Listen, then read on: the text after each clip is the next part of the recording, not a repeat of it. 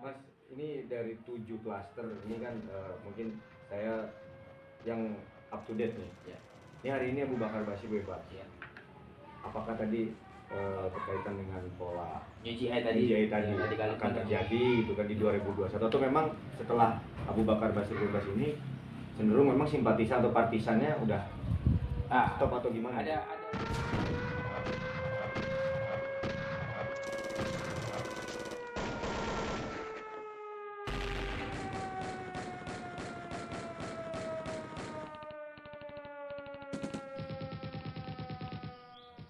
Assalamualaikum warahmatullahi wabarakatuh. Selamat pagi Sobat Podcast. Kembali lagi di channel Gerobak Podcast. Kali ini tim Gerobak Podcast mendatangi salah satu guru besar Universitas Pajajaran, yakni Profesor Muradi. Selamat pagi Mas. Selamat pagi. Selamat pagi. Alhamdulillah. Terima kasih Mas sudah menyempatkan waktu untuk ngobrol-ngobrol santai dengan Gerobak Podcast ini hari ini. Mas, ini kan udah masuk baru 1 minggu ya, tahun 2021. Mungkin lebih banyak ya di tahun 2021 ada beberapa kejadian juga. Tapi saya perlu outlook politik di tahun 2021 dari paparan Prof Muradi seperti apa nih? Ya, terima kasih Kang Arif. Jadi memang dalam banyak kasus ya orang akan bertanya misalnya apa sih korelasi politik dan keamanan. Oke. Orang pertanyaan itu yang saya kira kalau untuk orang awam itu mungkin seolah berdiri sendiri, tapi tidak ada bahwa politik keamanan pasca perang dingin dia menjadi satu lingkaran yang sama. Jadi saya kira efek politik ini pasti bermenyangkut soal keamanan. Atau sebaliknya bicara soal keamanan adalah bagian dari politik sebagainya. Nah, saya ingin memaparkan ada 7 klaster ya. Saya kira di 2021 ini yang akan harusnya menjadi perhatian kita bersama, terutama misalnya soal dinamika politik hari ini. Kita misalnya yang pertama itu adalah klaster pertama soal klaster legislasi politik. Legislasi ya, bukan legislasi. Artinya pembahasan beberapa undang-undang yang dianggap agak sensitif. Pertama ini masih berlanjut di 2021 berarti? Iya, karena ini kan masuk prolegnas ya. Masuk prolegnas. Di undang-undang tersebut ada dua, saya menyebut ada 2 undang-undang yang saya kira perlu dijadikan concern aparat dan pemerintah, termasuk kita juga sebagai warga negara. Pertama itu pembahasan revisi undang-undang pemiluan. Ya, ini akan membahas soal bagaimana posisi dari partai politik dan ambang batas. Berarti untuk syarat nanti ya, pemilu nanti 4% nih. 4%, kemudian ada usulan 7%, 10% dan sebagainya. Bahkan di RUU ini juga akan dibahas soal apakah pilkada atau pemilu lokal mereka nyebutnya ya. Penggabungan. Iya, apakah pemilu lokal itu akan di 2022 atau bergabung dengan 2024 atau bahkan di 2026. Artinya ada penggabungan dengan yang nasional. Iya, ada opsi, ada 3 opsi. Opsi pertama adalah pemilu lokal sendiri di 2022, 2024 baru pemilu nasional itu opsi pertama.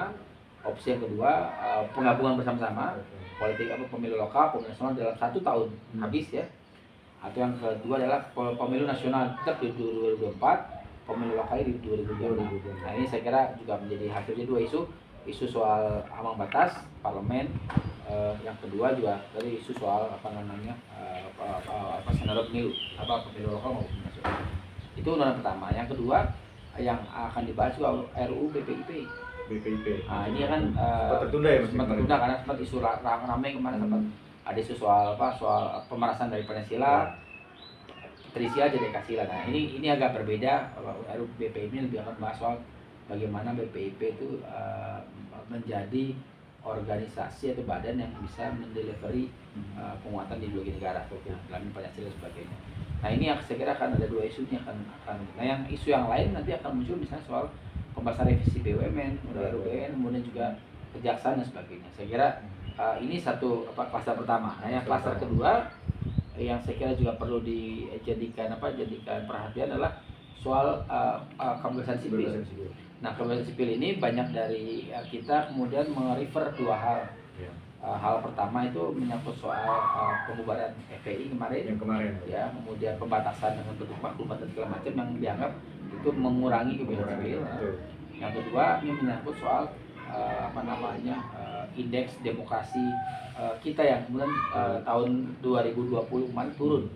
Nah ini juga menjadi salah satu indikasi bahwa indeks demokrasi itu salah satu kriterianya adalah kebebasan sipil. Nah, itu saya kira akan jadi isu juga kalau di 2021.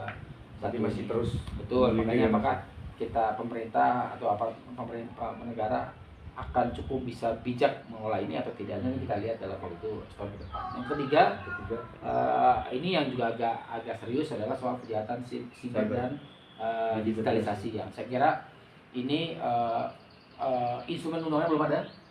Itu jadi masalah saya kira. Kemudian aturan yang baku di undang-undang belum ada, atau bagaimana mengatur BSSN yang sebagai leading sektor itu juga belum clear. Kemudian sementara teman-teman di Polri lebih fokus pada cybercrime dan segala macam, ada undang ITE dan sebagainya. Tapi belum ada undang-undang khusus memang bicara soal betul. Nah itu yang saya kira akan serius juga, karena ini menyangkut soal pembahasan bagaimana upaya meretas situs sensitif ya, termasuk situs negara gitu. Nah, klaster yang keempat itu soal pelembagaan politik. Nah, ini pelembagaan politik ini menyangkut soal bagaimana partai politik juga akan ada dalam posisi ready atau enggak terkait dengan tadi yang pasal utama. Okay. Soal ambang batas. Kemudian yang kedua, apakah partai politik makin berdaya atau tidak? Ini akan menyangkut soal bagaimana posisi ormas. Ini juga menyangkut yang kedua. Soal posisi FPI, kemudian ormas yang lain gitu. Ini saya kira menjadi salah satu isu, dan kalau dikelola tidak cukup baik, ini akan jadi beban sendiri buat pemerintah gitu kan. Nah, kemudian klaster berikutnya saya ingin sebutkan ada klaster soal politik identitas. Nah, ini kalau nanti pemilu lokalnya 2022, maka 2021 ini ada pemanasan. Pemanasan untuk kemudian mendorong proses pemilu politik lokal politik identitas di 2022, termasuk di misalnya yang paling sensitif di Jakarta, kemudian di beberapa kota lain yang kemudian sudah kecenderungan punya izin, misalnya katakanlah di Sumatera Barat dan beberapa tempat lain. Walaupun Sumatera sudah selesai kemarin. Nah, cuman isunya akan tetap sama karena akan mengarah pada ke sana. Kemudian yang klaster ke-6 itu klaster radikalisme dan terorisme. Nah, ini sebenarnya sudah menjadi klaster tiap tahun ya.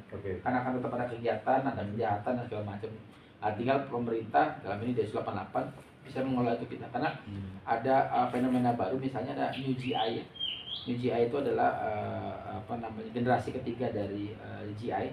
Generasi pertama kan zamannya Basir. Kemudian generasi kedua muncul, hilang, kalah dengan kelompok ISIS ya. Nah, sekarang muncul generasi ketiga namanya New GI. New GI ini unik kenapa? Karena dia nggak memakai peralatan digital.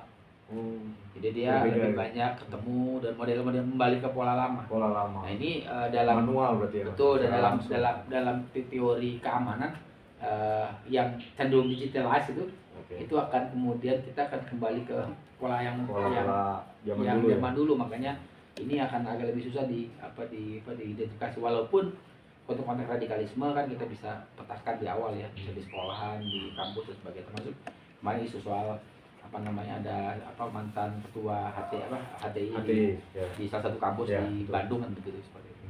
Nah, yang terakhir soal separatisme Papua. Nah, ini juga sama, ini biasanya tiap tahun ada di bulan Mei dan di bulan Desember.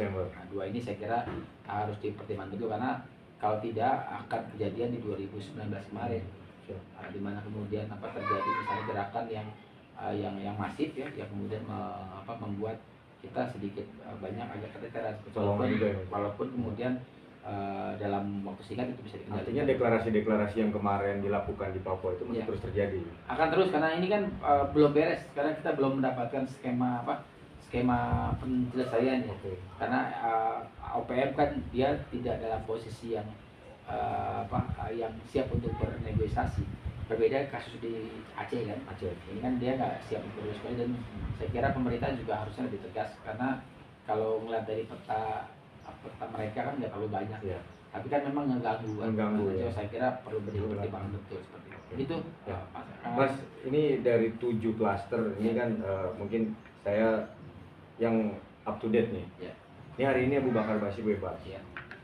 Apakah tadi berkaitan dengan pola UGI tadi akan terjadi gitu kan di 2021 atau memang setelah Abu Bakar Bashir bebas ini cenderung memang simpatisan atau partisannya udah stop atau gimana? Ada dua kemungkinan Kang Arif. Yang pertama kan New GI ini kan faksi-faksi.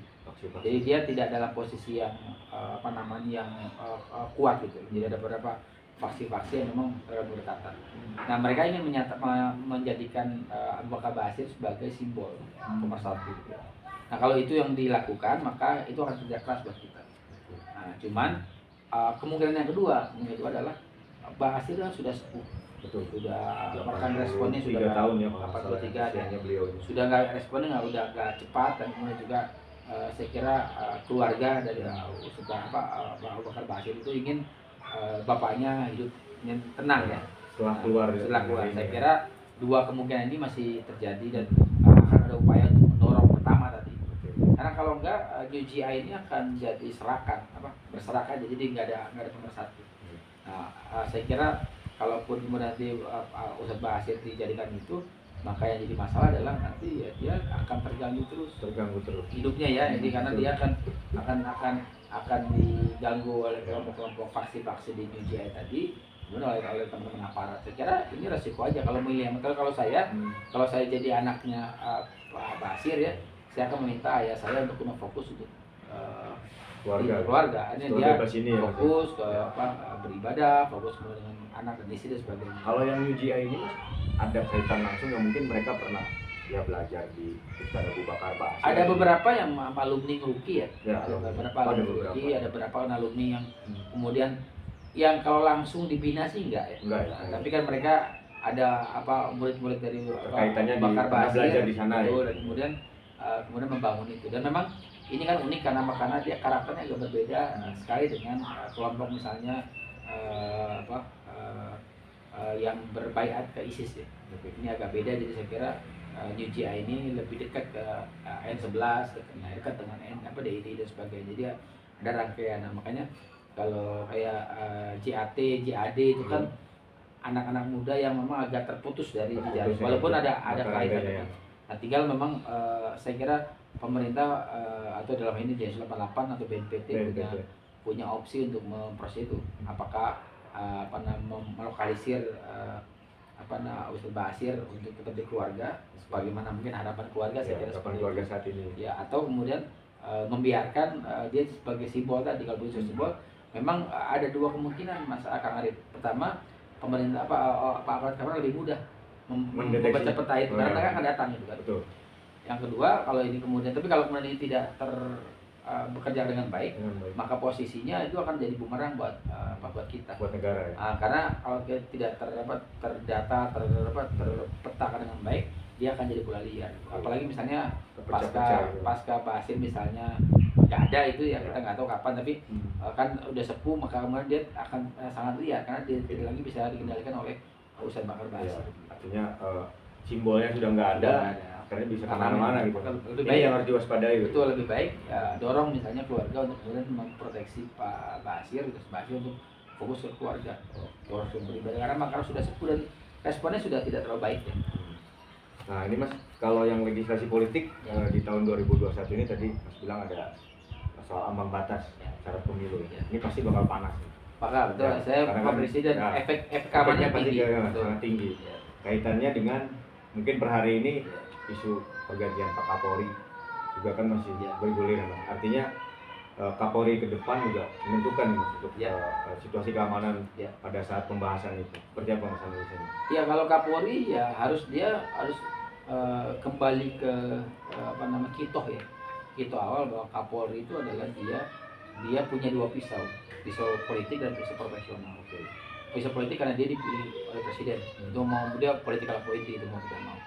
Sementara profesional dia sebagai bagian dari management system yang ada di Polri. Jadi mau tidak mau dua-duanya akan punya potensi untuk kemudian diikat ya. Diikat itu. Nah, hanya masalahnya sejauh mana kemudian Kapolri yang terpilih itu bisa memahami visi misi presiden, memahami maunya presiden seperti memahami apa? kemudian konteks menjaga ritme antara dinamika di internal dengan dengan dinamika yang ada di eksternal. Dua-duanya harus bisa seirama. Nah, ini yang paling penting sebenarnya pada akhirnya yang dekat dengan presiden. Kalau presiden tidak merasa dekat, itu akan jadi problem sendiri di masa akan datang. Karena paling tidak 3 tahun ke depan itu kan presiden akan punya tanda saya nyebut bonus politik ya. Karena hampir tidak ada kaitan langsung dengan presiden sampai 2024 ini nanti ya, Mas. Kecuali nanti gejolak pas di akhir-akhir masa ya, jabatan. Tapi itu buat saya lebih karena bicara ekses, bukan bicara soal kebijakan yang dibangun gitu. Makanya kalau tidak pas yang dipilih, maka 2021 sampai 2024 itu akan jadi problem tersendiri buat presiden. Makanya harus betul-betul firm orang beliau yang bisa memastikan presiden bisa tidur nyenyak dengan tata kelola yang masa jabatan kedua ini yang terakhir ini. Ya, karena misalnya gini, Pak Ida misalnya baik ya, cuman Pak Ida kan tidak selalu tampil di publik. Buat kita, buat saya terutama misalnya itu agak aneh. Karena apa? Karena polisi atau Kapolri harus bisa menstimulasi edukasi publik terkait dengan situasi keamanan, Kamtibmas dan sebagainya. Memberikan rasa maklumat itu menjadi tidak terlalu efektif. Kenapa? Karena dia tidak ada basis dasar legal formalnya. Jadi dia tidak di atas undang-undang, tidak di bawah undang-undang. Jadi memang hanya himbauan saja. Tapi kan akan baik misalnya polisi itu menghibaunya dengan jejaring Babin Kamtibmas. Kan ada Babin Kamtibmas kan, itu dimanfaatkan. Itu ada yang kemudian bisa dorong bagaimana mereka bisa berinteraksi dengan publik. Salah satu adalah misalnya perpolisian masyarakat. Polmas itu kan sampai hari ini tidak diefektifkan. Karena apa? Karena maklumat itu jadi suara satu arah. Padahal dalam konteks keamanan ya harus dua arah. Ada edukasi yang diterima oleh publik. Fungsinya ada ya, Mas ya, di organisasi Polri ya. Ada fungsi yang kemudian bukan cuma dalam konteks humas, tapi juga memberikan edukasi. Apa tuh edukasi misalnya? Kenapa publik harus pakai masker? Nah, itu harus dalam bahasa tidak bahasa formal. Nah, yang biasa dengan bahasa formal dan informal itu adalah teman-teman yang ada di Babin Kamtibmas bersama dengan Babinsa dan TNI untuk bisa mengedukasi. Biar bisa lebih ke masyarakat juga kena langsung gitu. Dan memang akhirnya mereka nyaman. Karena jangan sampai nanti maklumat itu seolah ada sesuatu yang luar biasa. Padahal sebenarnya dalam publik masa biasa-biasa. Nah, yang saya kira ini juga bukan rencana. Mungkin Polri bisa kemudian Kapolri yang akan datang bisa menjadikan itu sebagai stimulasi. Kalau dengan pernyataan Mas tadi bahwa presiden bisa tidur nyenyak gitu kan sampai 2024 sesuai dengan keinginan beliau ya. Artinya berarti presiden saat ini udah memegang satu nama gitu ya, Mas? Ya, kalau satu nama saya itu kan gini, hanya Tuhan dan presiden yang tahu itu. Jadi buat saya sebenarnya kita bikin kriteria yang situasi yang saya kira menjadi bagian penting dari komitmen presiden. Jadi presiden ya kan pilihan cuma 2. 3 tahun ke depan itu mau beliau nyaman maka pilihlah memang yang orang kepercayaan dia dan yang punya kapasitas. Chemistry-nya udah ada gitu. Kalau itu tidak ada, maka 3 tahun ke depan itu akan diriuh itu bahasa-bahasanya apa ya? Akan diganggu terus gitu ya? dengan hal sepele gitu. Saya kira itu menjadi semua ada di tangan presiden mau seperti apa. Ini kan Pak Idam udah mengajukan pengunduran diri pensiun ya, Mas ya? Ya, dia akan pensiun pada 1 Februari. Targetnya nih presiden harus mengumumkannya kapan itu, Mas? Kan harusnya minggu ini ya, minggu depan itu tanggal 11 kan sudah mulai masanya habis golongan 12. Dia bisa proper test di DPR, mengajukan dulu ke DPR satu nama. Nanti DPR akan memprotes. Prediksi saya paling telat akhir bulan Januari sudah ada Kapolri baru. Siapa ya tadi? Saya kira saya nggak bisa nyebut namanya karena itu menjadi domainnya presiden. Tapi ada beberapa kriteria tadi. Dekat dengan presiden, profesional, kemudian mampu membaca visi presiden, memahami konteks kebijakan yang dibangun dan sebagainya. Dari situ nanti akan muncul satu nama. Nah, satu nama itu saya kira kita sama-sama tahu. Nama sudah banyak beredar. Ya, sudah banyak. Siapa yang terpilih? Siapa-siapanya saya kira perlu diskusi. Hanya presiden dan Tuhan yang tahu. Ya. Mas, kembali ke ambang batas. Ya. Ini kan kaitan dengan ke pemilihan presiden gitu Ya. ya nantinya Ya. dari 4%. 4%, 7%, 7%, 10%. Ya. Artinya partai-partai yang di bawah itu pasti akan ngotot gitu Mas. Ya. Ya di pembahasan legislasi politik ini. Iya, saya sih tentu akan naik ya. Mungkin partai akan nyaman di angka mungkin antara 5 sampai 6%. 5-6%. Jadi tidak akan sampai 7 bahkan 10%. Jadi kan yang ingin 10 kan kalau nggak salah partai besar ya, Partai besar, PDIP, betul. Golkar dan sebagainya. Yang ingin di bawah itu ada beberapa partai menengah ya, misalnya ada Nasdem dan sebagainya. Saya kira akan ada negosiasi. Negosiasi itu mungkin di angka 5%. 5%. Tapi saya termasuk karena termasuk ya ingin bahwa ambang batas itu akan naik terus supaya efektif politiknya. Jadi tidak lagi kemudian memilih partai-partai yang 1 koma atau apa gitu ya, yang memang yang sebenarnya tidak cukup bisa memberikan efek positif atau efek politik yang luar biasa. Nah, saya kira itu ke depan nanti kita akan punya mungkin maksimal 3 sampai 5 partai saja dengan kualifikasi ambang batas di atas 7% misalnya. Itu kan nanti tiap 5 tahun tiap 5 tahun kan ada perubahan itu undang-undang pemilihan. Jadi kalau saya biar efektif dan efektif. Kelompok nasionalnya jadi satu, kelompok agama jadi satu, nanti membangun basis politik basisnya lebih kuat gitu ya Mas. Terpetakannya lebih ini ya. Nah, ini kalau untuk yang kejahatan cyber dan digitalisasi tadi kan kita belum punya produk hukumnya. Ada gitu. beberapa tapi baru masih ITE kan belum kalau nggak salah ya. ITE ada apa namanya yang sedang dibahas sekarang itu soal keamanan data pribadi dan sebagainya. Itu memang perlu serius, makanya undang-undang RUU BSSN ya, Badan Cyber Nasional itu menjadi penting supaya kemudian ada pijakan supaya mereka lebih punya mampu power ya, wewenang ya. Itu yang belum ada sih kira-kira. Karena memang selama ini BSSN muncul juga jarang ya Mas. Ya memang tugasnya mengkoordinatori. Jadi memang jadi sama kayak BNPT. BSSN itu menjadi koordinator dari seluruh unit-unit cyber yang ada di kementerian maupun lembaga. Nah, saya kira ini kan belum cukup kuat karena untuknya belum ada. Itu yang saya kira akan jadi bahasan di 2021 ini. Kalau yang ini Mas, soal politik identitas nih, ini pasti tiap daerah kan punya ciri khas tersendiri soal politik identitas. Masuk Jakarta, masuk juga Bandung, mungkin 2021 nih udah mulai hangat nih Mas. Ke 2023 ya. Kayak politik identitasnya muncul nggak Mas kalau di Bandung? Enggak lah, saya kira. Enggak ya? Karena enggak terlalu, karena begini blocking politiknya kan itu memang tidak terlalu kuat ya. Berbeda dengan di Jakarta. Jadi saya kira kalaupun ada warna-warna itu ada, tapi saya kira lebih ke soal sentimen keagamaan yang terbatas ya. Tidak dorong misalnya soal isu karena itu nggak terlalu laku. Tempat muncul tapi nggak terlalu laku. Tapi Jakarta juga nanti nggak akan kayak 2000. Tapi tergantung nanti kalau 2022 ada pilkada, 2021 itu ramai. Nah, tinggal kemudian kita membaca ini. Tapi kan kekalahan Trump di Amerika Serikat itu menjadi sinyal dari meredupnya gerakan politik di banyak negara, termasuk mungkin di Indonesia. Jadi orang pun lebih rasional, dan saya kira kita terbantu dengan adanya sosial media ya, yang menjadi katalisator dari politik ya, kita yang agak liberal gitu lah. Liberal itu agak lebih bebas begitu seperti itu. Siap. Kalau untuk kebebasan sipil ini Mas, kemarin pasca pembubaran FPI gitu kan sekarang ada FPI baru. Ya gini, kan ada dalam undang-undang ormas itu ada dua ya. Ada ormas yang terdaftar, ada yang ormas tidak terdaftar.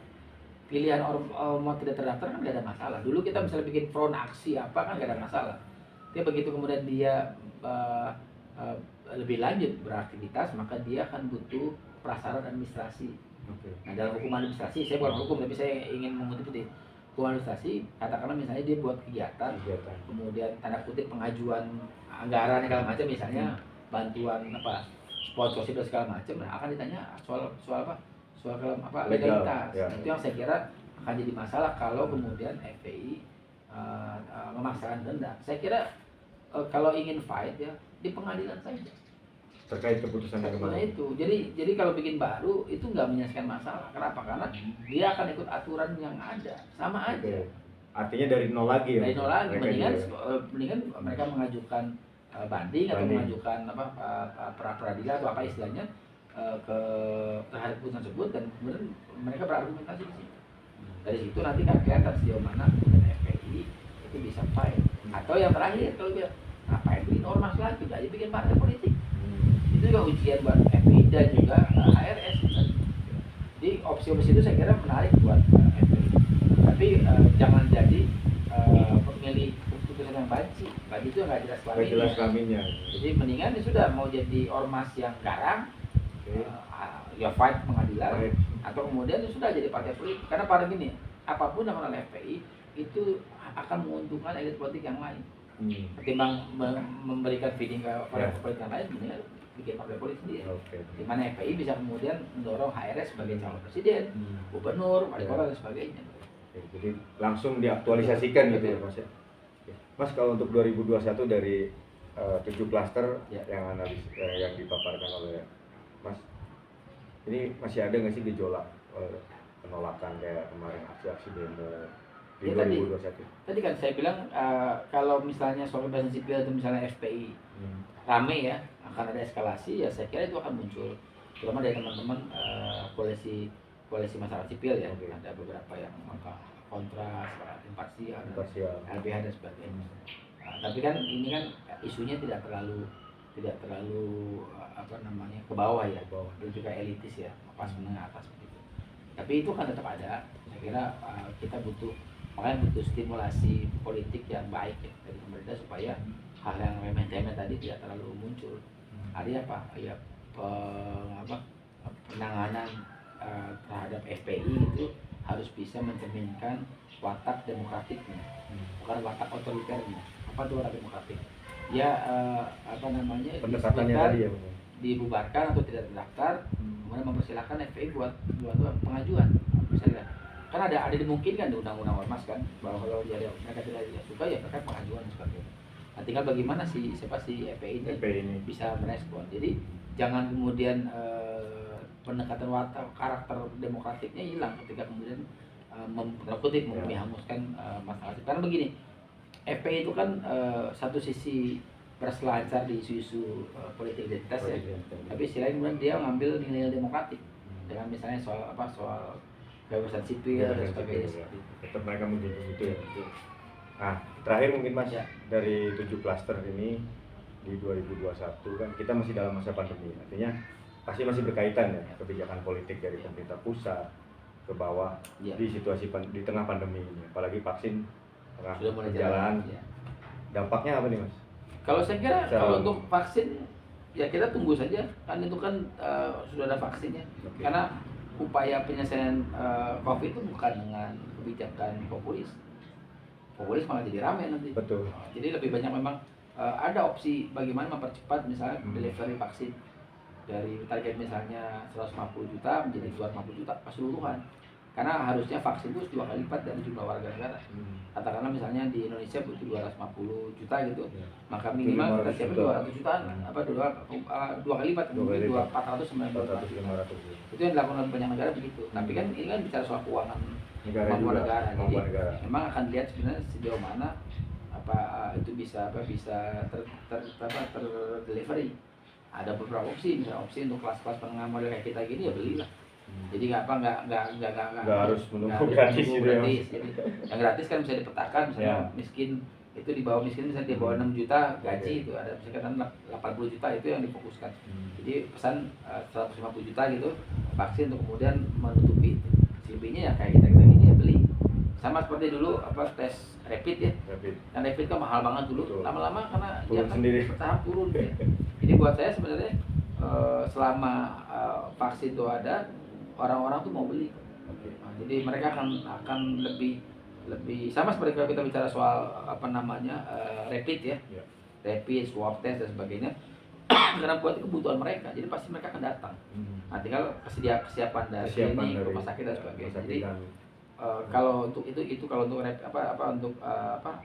COVID gitu. Nah, kalau untuk yang lainnya saya kira ya 6-7 klaster ini akan punya potensi yang sama, tapi memang ada keisengan baru yang saya kira perlu juga diperhatikan soal hacker tadi, peretasan situs yang ini kan beberapa kasus misalnya soal kemarin parodi Indonesia Raya, betul. Ternyata bukan orang Malaysia, tapi orang kita gitu kan. Orang Cianjur, orang Cianjur, Jawa Barat. Maksud saya yang kayak gitu saya kira akan ada muncul, dan itu keisengannya bukan cuma sebatas model kayak itu, mungkin lebih dari itu, misalnya meretas, membangun satu sentimen baru dan sebagainya. Nah, apalagi misalnya dinamika di Amerika Serikat kan makin keras ya pasca Trump ini. Nah, jadi saya kira kita akan lihat seberapa jauh itu efeknya. Tapi digital ini akan jadi digital cybercrime ya, itu akan lebih punya variasi karena itu perlu undang-undang ya, payungnya supaya kemudian bisa aparat keamanan dan juga pihak-pihak bisa melakukan upaya proteksi. Tapi di DPR RI sendiri sudah dibahas. Kalau nggak salah 2021 ini ada. Tapi baru sebatas pada keamanan data personal, jadi belum sampai secara ini umum ya. Nah, tapi kalau mungkin legislasi politik ya tadi isu soal undang RUU BPIP itu juga akan menghangat terus, menghangat lagi. Bagi dari kelompok-kelompok. Betul. Ya, saya kira isinya kan sudah lebih baik, jauh lebih baik dibanding undang-undang dulu yang awal PIP itu ya. Oke, wah mantap Mas. Analisa di 2021 ini ya sobat podcast, jadi karena vaksin sudah ada, jadi jangan takut divaksin. Dan harus siapin juga. Jangan susah. Jadi jangan minta gratis. Gratis boleh, tapi kalau gratis kalau nggak ada uangnya nggak apa-apa. Tapi kalau yang punya uang ya, saya kira kita membantu juga. Oke. Mas, terakhir Mas, ini ke target ya sih 15 bulan untuk pevaksinasi. Saya bukan orang kesehatan ya. Dari analisa itu. Kalau saya kira kalau kemudian modelnya Menteri Kesehatan sekarang, ya kayaknya target itu tercapai. Karena apa? Karena orang Menteri Kesehatan kan mantan dari BUMN, dirut perbankan kan, kemudian juga dia mantan wakil menteri, dia akan lebih punya visi ketimbang proyeksi ya. Divisiannya dia akan cenderung mendorong limitless sampai kemudian pada akhirnya dia akan bisa menilai. Saya kira saya sih optimis. Nggak tahu kalau menterinya seperti dulu ya. Kalau sekarang saya kira punya visi yang memang lebih maju, karena dia bukan purely orang kesehatan kan. Dia akan berpikir soal kalkulasi yang menghitung kemampuan negara. Saya kira dengan kondisi ini saya kira siap. Prof. Muradi, terima kasih atas waktunya di ngobrol singkat ini, analisa di 2021. Mudah-mudahan nanti teman-teman sobat podcast juga bisa mereview ini, bahwa jangan takut divaksin dan jangan gratis kalau memang mampu bayar. Jangan lupa like and subscribe channel Gerobak Podcast. Terima kasih Prof waktunya. Ya. Assalamualaikum warahmatullahi wabarakatuh.